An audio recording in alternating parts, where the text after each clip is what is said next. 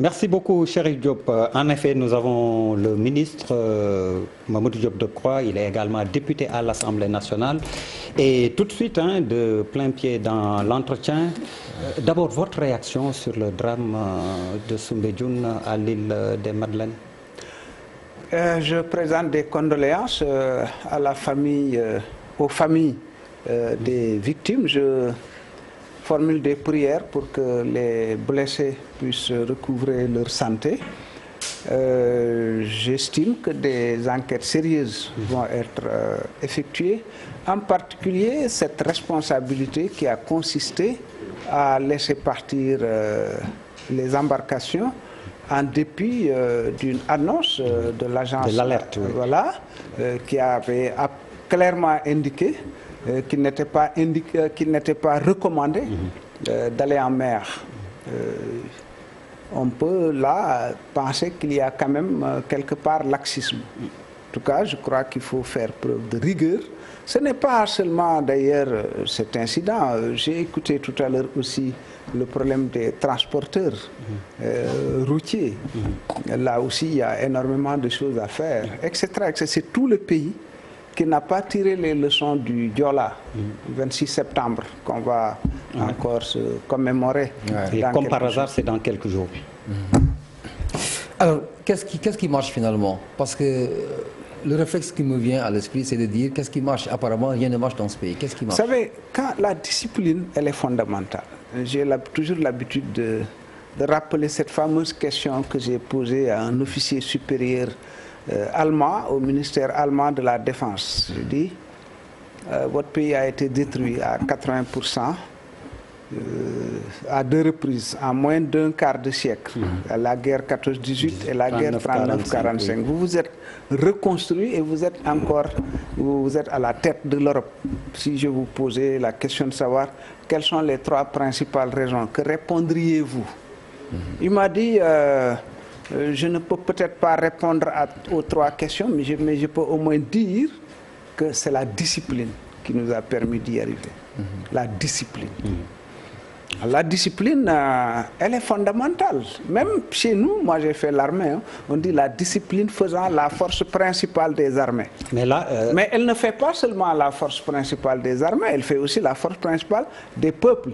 Mais on ne peut pas avoir la discipline si la tête n'est pas disciplinée. Justement, les autorités comme le peuple sénégalais sont interpellées. Oui, si l'autorité exige la discipline et montre l'exemple de la discipline, les gens finiront par être disciplinés parce que vous saurez que si vous n'êtes pas discipliné, la loi vous tombe dessus. Donc vous considérez qu'il y a une légèreté au plan des sanctions prévues pour ceux qui auront commis des infractions? Il y a beaucoup de choses qui sont prévues dans nos lois, mais qui ne sont pas en général appliquées. Alors, il y a également d'autres questions qui s'agitent un peu. On commence par la politique. Par la politique. Avec justement ce mardi, Papis Diaw, la 25e rencontre de la commission cellulaire du dialogue national sur le processus électoral. Moi, je vais commencer par là. Dites-nous un peu, le point d'achoppement, c'était le bulletin unique. Votre plénipotentiaire vous a rendu compte? On a dépassé ce problème? Qu'est-ce qui a été... Le bulletin unique, ils disent qu'ils sont d'accord sur le principe. Maintenant, il faut étudier les modalités. Bon, là-dessus, je considère quand même qu'il faut qu'on dépasse vraiment cette question. On ne peut pas... Déjà, en 1992... nous avions agité notre parti, Andjef PADS, le bulletin unique, en 92. Le Parti socialiste qui était au pouvoir a dit, oui, mais bon, on n'a pas encore l'habitude, il faut peut-être trouver le moyen de s'exercer. Bon, quand le Parti socialiste est parti, le PDS est arrivé, enfin, la coalition, mais le PDS principalement, je signale que le président Wade était d'accord sur le bulletin unique. J'ai conduit personnellement une délégation, je peux vous citer les noms de Et pourquoi cela n'a pas été appliqué sur son magistère? Quand nous sommes partis, la délégation est partie, des gens sont venus lui dire, ils veulent que tu perdes le pouvoir. Il ne faut pas accepter. Bien, aujourd'hui, on a le problème. Comment on peut dire que le Sénégal ne peut pas, il faut faire preuve de prudence, etc.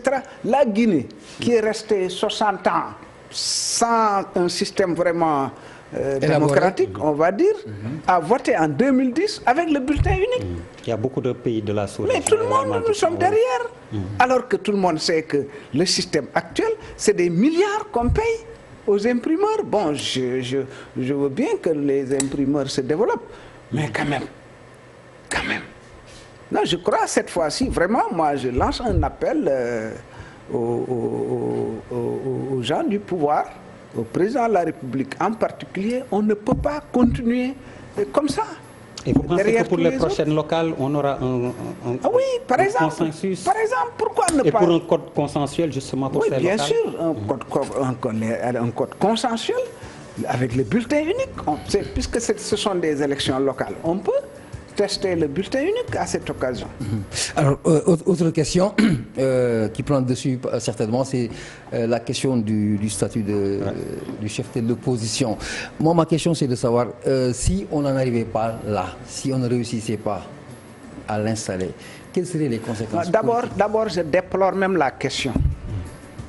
Non, franchement, moi, attendez. Pour vous, le problème ne se pose pas? Attendez, je suis désolé, je suis triste. On parle de choses extrêmement sérieuses, de comment notre système démocratique va être sauvegardé et se développer. On parle de statut de l'opposition et de statut du chef de l'opposition. Oui. Alors, les Sénégalais, on leur fait sauter la problématique du statut de l'opposition, qui est fondamentale, la problématique du chef de l'opposition. Et on veut même maintenant qu'on cite des noms qui doivent être ou ne pas être chefs de l'opposition. Non, vraiment, attendez, laissez-moi terminer. Vraiment, j'ai même entendu heureusement, ce ne sont pas des leaders, hein, mais quand même des cadres bien en vue de l'opposition qui se mettent à se battre, qui se tapent dessus sur cette question précise. Alors qu'aujourd'hui, la question que nous devons, voici 7 ans que l'opposition n'a pas bénéficié de ses droits constitutionnels. Les gens sont arrêtés, envoyés en prison, les manifestations sont interdites, etc. Au lieu de traiter cette question, on veut qu'on nous cite des noms pour être chef de l'opposition. Ça, c'est un. Deuxièmement, les partis politiques. On dit oui, il y a 300, etc. Aux États-Unis, il y a 2 partis, donc on doit réduire. Ce n'est pas vrai. Aux États-Unis, c'est des dizaines de milliers de partis politiques. Mais c'est 2 pôles qui se font face pour les élections. Ce sont des dizaines de milliers de partis politiques. Moi, je peux créer un parti politique à Angor parce qu'il y a l'avancée de la mer. Mais c'est 2 grands partis politiques. Oui. Alors, ici au Sénégal, mais on peut réglementer cette affaire. Il y a des partis qui sont connus, qui répondent à tel et tel critère. Quand le ministre de l'Intérieur convoque pour discuter de ça, ce sont ces partis qui viennent, mais pas 300 ou 400 ou 500. Vous comprenez? Alors, de grâce, moi, je veux que les Sénégalais me respectent. Si je dis aux Sénégalais, il faut normaliser la vie politique, il faut... pas normaliser d'ailleurs, rationaliser, etc., etc. Mais ça renvoie à pour moi, des principes nobles, sérieux. Mais on va sauter le statut des partis politiques, de l'opposition. On va sauter la problématique des partis politiques en tant que tels. Et on va directement à le chef de l'opposition. Et quand on parle du chef de l'opposition, est-ce que c'est Moussa ou est-ce que c'est Ablaye? Alors on va mener ce débat-là et laisser tomber. Ça semble être, monsieur le ministre, ça semble être un débat des politiciens. Oui, c'est ça. Cela n'a pas l'adhésion des peuples. Et dans la conséquence aujourd'hui, parce que l'exemple a été prouvé ailleurs, cela crée des facilités, une réduction de l'opposition, parce que le chef de de l'opposition, il a des avantages énormes. Il a quasiment rendu ministre. Attendez. Alors, cette affaire est dans la Constitution. J'imagine qu'on ne l'a pas mise dans la Constitution pour ne pas l'appliquer. Mais j'attire l'attention sur ce que je viens de dire. Maintenant, bon, oui, il y a des facilités, il y a ça. Moi, ces questions ne m'intéressent pas. Ce qui m'intéresse, c'est le rôle de l'opposition. L'opposition, elle doit s'opposer. Pas le chef de l'opposition. Voilà, c'est tout. Le chef de l'opposition. Voilà, il y a des budgets, etc. Est-ce que l'opposition a besoin d'un chef? Non, c'est ça, il faut poser la question à Macky Sall qui a mis ça dans la Constitution. Moi, je n'ai pas mis ça dans la Constitution. Alors, bon, même le président Wade en avait parlé, ça n'a pas été appliqué. Alors, moi, vraiment, on va en parler, c'est évident, puisque c'est dans la Constitution, mais pour l'instant, je ne veux pas donner mon point de vue. Voilà. Alors, pour progresser dans le débat, après le statut donc, du chef de l'opposition, on aborde les questions économiques, Papis Diaw. Les finances. Les finances, là, oui. Alors, les finances publiques. Bon, tout est au beau fixe.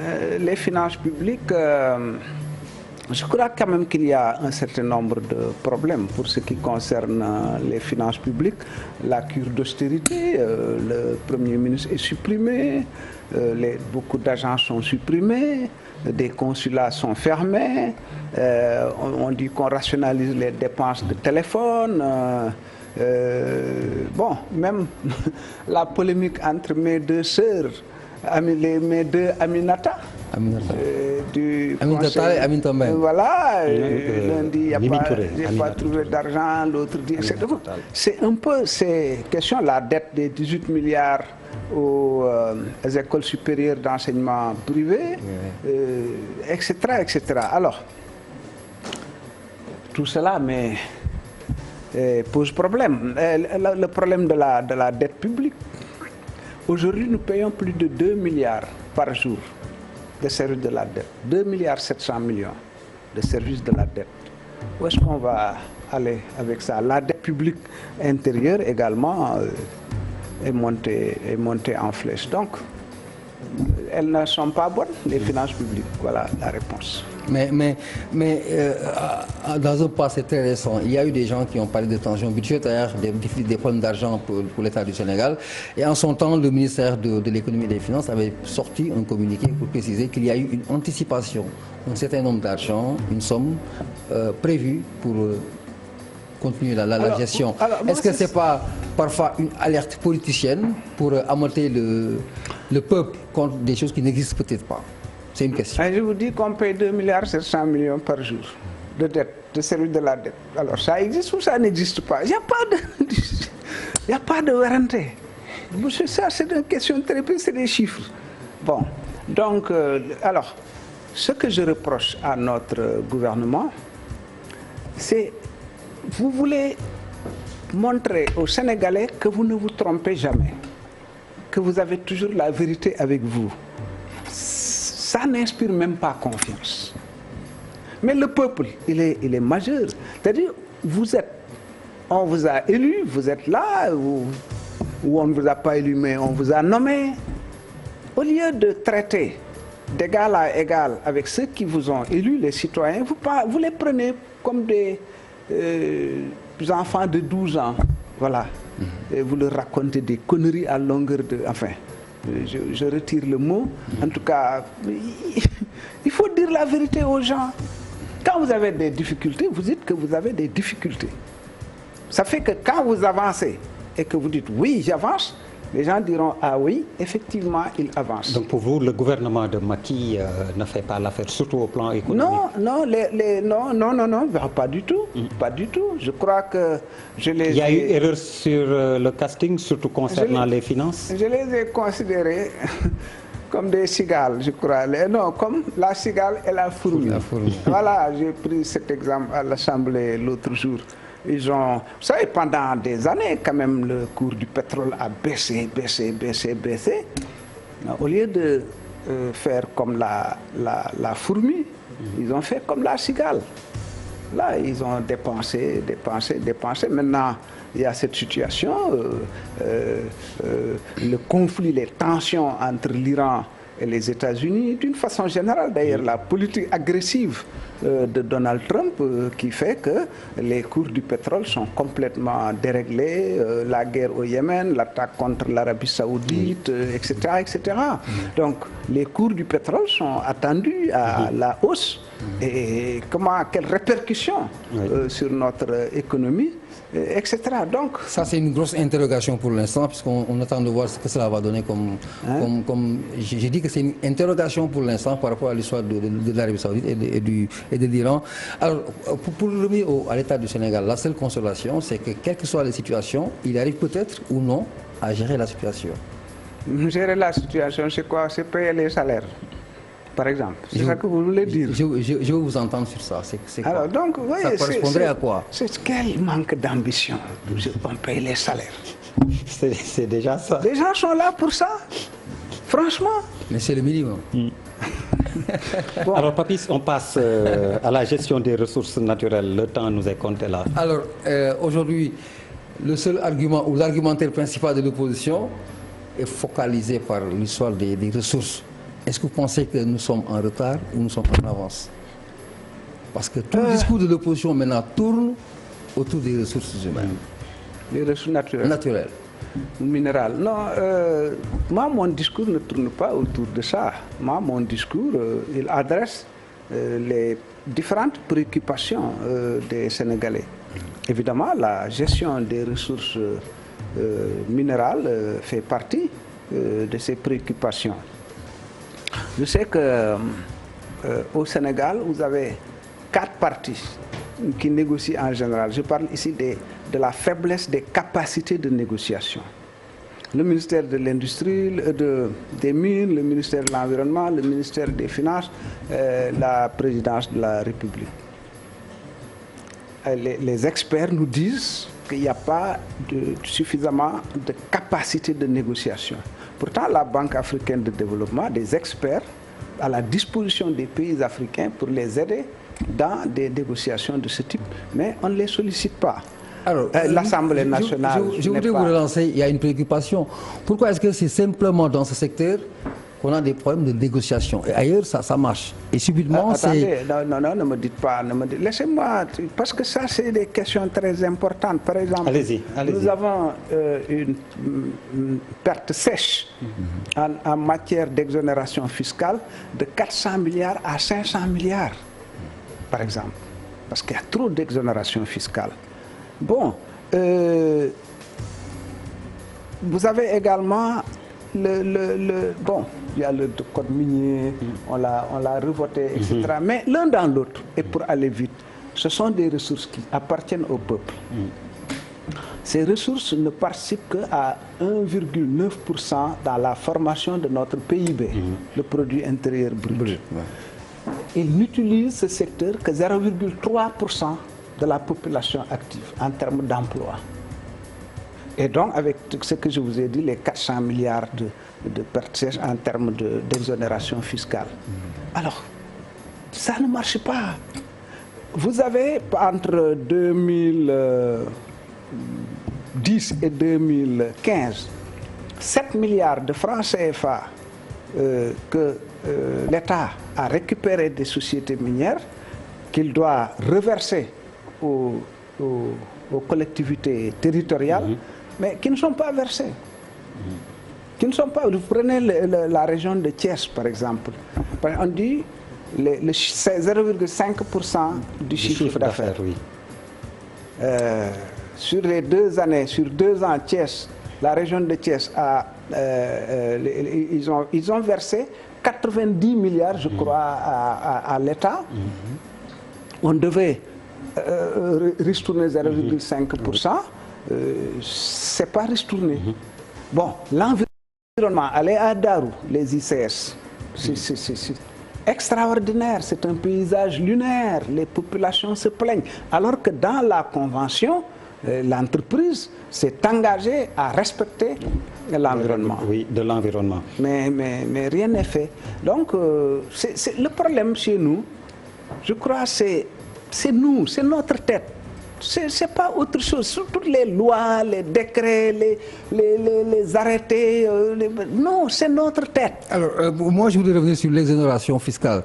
Est-ce qu'en soi, elle est une mauvaise chose ou bien c'est les circonstances qui font qu'aujourd'hui, l'application pose problème et il y a des impacts négatifs? Non, c'est pas aujourd'hui, c'est depuis toujours. C'est depuis toujours. Bon, à un moment donné, il y a peut-être 15, 20 ans, un peu plus, on disait il faut des codes attractifs pour que les investisseurs puissent avoir intérêt. C'est ça qui motivait l'exonération. Voilà. Mais aujourd'hui... Ça se justifie quelque part. Oui, à l'époque. Oui. Mais aujourd'hui, qu'il est évident que le Sénégal est un pays très, très attractif à ce niveau-là, on ne peut plus continuer à appliquer les règles d'il y a 20 ans. On doit changer les termes. À votre avis, les termes sont restés en l'état? Il y a eu un code minier qui a été voté, bon, mais les gens n'appliquent toujours pas. Alors, Papis Diaw, plus que 4 minutes. Monsieur le ministre, pourquoi vous voulez déférer devant une commission d'enquête parlementaire les auteurs de la saisie de la drogue? Ah non, pas les auteurs de la saisie, je les félicite, les auteurs de la saisie. La douane, je les félicite. Mais ce qui est sûr, ils défileront, si la commission est mise en place, ils défileront devant la commission. Oui, bien entendu, puisque ce sont quand même... Alors pourquoi? Des témoins privilégiés, non. 250 milliards, cette saisie a été estimée à 250 milliards. C'est pas rien, 250 milliards. C'est 1000, on m'a dit c'est 1000 et quelques kilos, plus d'une tonne de drogue dure. S'il ne s'agissait que de ça, l'État doit effectivement mettre en branle tous ses moyens pour savoir comment ça s'est passé, pour réprimer et pour prévenir. On n'a pas, jusqu'à présent, en tout cas, moi je n'ai rien appris de ce que l'État aurait pris comme disposition. Mais quelques jours après, le président Moustapha Cissé Lo, qui n'est pas n'importe qui. Et justement, on voulait bien vous demander ce que vous pensez de sa déclaration. Voilà. Si on rasait tous les immeubles construits à Dakar par ces autorités trafiquants de drogue, il en resterait peu debout. Il n'a pas dit que ça. Il a dit qu'il est prêt demande au procureur de m'appeler. Mais oui, et il dit ces autorités en plus, trafiquants. Alors, donc, c'est très sérieux. C'est extrêmement sérieux. C'est extrêmement grave. Alors, moi, ça, c'est pas que du sérieux, mais c'est une gravité. Alors, voilà donc un pays où je ne sais même plus s'il y a des référentiels. Parce que c'est ça qui est le plus grave. C'est-à-dire, je ne sais plus où est-ce qu'on va s'arrêter. Parce que quand une personnalité comme Moustapha Cissé Lo, premier vice-président de l'Assemblée nationale du Sénégal, président de l'Assemblée, du Parlement de la CEDEAO, toute l'Afrique de l'Ouest, qui dit ça, après une constatation que personne ne discute, 250 milliards de drogue saisie. Certains qui avaient été arrêtés, des étrangers, je crois, italiens, allemands, ont bénéficié d'une liberté provisoire. Et jusqu'à présent, on n'en parle pas. Puis on considère que les Sénégalais vont oublier et passer à autre chose. Alors, quand est-ce que quand ça nous retombera sur la figure, il ne faudra pas qu'on dise Ndogalu Yalla là. C'est ça que je peux répondre. Alors, pour la commission, la demande est sur la table du président Moustapha Niasse. Oui, absolument. D'abord, une question orale au gouvernement. J'espère quand même que le gouvernement viendra répondre à ma question orale. En tout cas, c'est prévu par la loi organique portant règlement intérieur de l'Assemblée nationale. Ils doivent venir répondre à cette question. Est-ce qu'ils viendront? En tout cas, j'ai posé la question. Pour l'Assemblée nationale, j'ai demandé une commission d'enquête parlementaire. Bon, récemment, la majorité a pris une initiative consistant à mettre en place une commission d'enquête parlementaire sur les 94 milliards des impôts et domaines. Ici, moi, je demande une commission d'enquête sur les 250 milliards de la drogue et également sur comment le gouvernement gère ce dossier de la drogue en général, pas seulement... Le temps imparti est fini, mais juste vous demander, vous êtes en discussion pour le gouvernement qu'on annonce, pour le prochain gouvernement? Pourquoi vous me posez cette question? Mais pourquoi je ne vous poserai pas la question? Pourquoi vous me la posez? C'est le président Macky Sall qui forme son gouvernement. S'il vous appelle, vous y allez? Si on fait appel à vous? Nous sommes dans l'opposition. S'il vous appelle, vous y allez? Non, nous sommes dans l'opposition. Mais il y a l'entrisme, monsieur le ministre. On n'est pas dans ces logiques. Non, d'abord, on n'est pas dans ces logiques. Ensuite, franchement, c'est un type de question. Bon, je sais que vous posez ça un peu pour...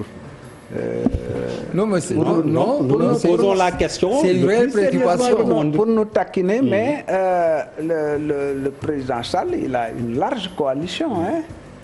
Benno Bokk Yakaar. Je crois que s'il fait un gouvernement, il a quand même... Ces gens ont voté pour lui. Nous, on n'a pas voté pour lui. Mais vous ne rejetez pas l'éventualité? Non, franchement, pourquoi vous voulez poser une question? On veut juste savoir, monsieur le ministre. Pas. On veut juste savoir. Non, vous ne pouvez pas savoir ce qui n'existe pas. Ça n'existe pas. Non, vous nous dites que ça n'existe pas. Là, on vous croit sur parole maintenant. Papis, comme le temps est fini, on va terminer avec le PDS. Ce qui se passe au PDS ne vous laisse pas indifférent. Ça me désole, ça me désole absolument. Je suis tout à fait... désolé. Bon, j'ai dit publiquement que le PDS et Andi Diouf PADS sont deux partis qui ont cheminé depuis 1990, depuis février 1990, dans le cadre de la CONACPO, la Conférence nationale des chefs de parti de l'opposition. Jusqu'à présent, les seuls moments où on n'était pas avec le PDS, quand le PDS décidait d'aller dans le gouvernement de Abdou Diouf, pour revenir justement sur votre question de tout à l'heure, quand le PDS allait dans le gouvernement de Diouf, nous on restait dans l'opposition. On disait toujours au président Wade, laisse-nous garder la baraque. De toute façon, vous allez revenir. Mais là-bas, il ne fait pas beau vivre dans l'opposition. Donc, nous souhaitons, nous prions. On vous sent embarrassé. Pour que le PDS retrouve vraiment son unité et sa cohésion autour du président Wade. C'est ce que nous souhaitons. Maintenant, nous ne sommes pas du PDS, nous ne pouvons pas prendre part à ces... Vous n'avez pas été sollicité comme médiateur, comme vous avez longtemps cheminé avec... constamment, mais je n'ai pas besoin de dire ce que je fais. Vous savez, il y a beaucoup de gens, même quand ils vont chez le président, on fait des vidéos, Non, moi, c'est pas ça. Quand je vais chez le président, on discute et je m'en vais. Merci beaucoup, Mamadou Diop Decroix. Alors, c'était tout pour Soir d'Info. Meilleure santé à Aram Touré. Nous espérons que vous allez la retrouver dès demain, Inch'Allah. Merci aux invités, à la régie également. Bonsoir.